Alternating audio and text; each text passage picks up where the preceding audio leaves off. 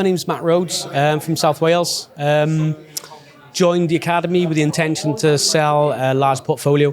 That didn't quite happen, but we're repurposing that portfolio into SA properties.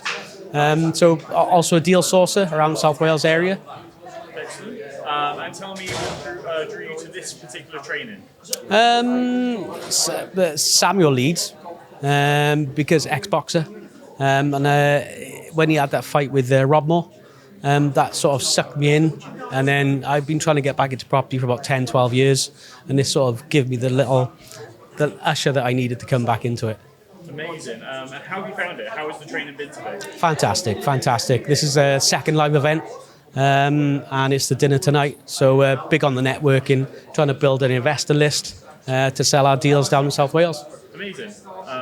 And if there's any kind of advice that you should give people who are thinking about getting into property, thinking about coming to the crash course, what kind of advice would you give them? Advice would be do your research, find out exactly what you want to do, and get trained. Just get advice, get as much training as possible.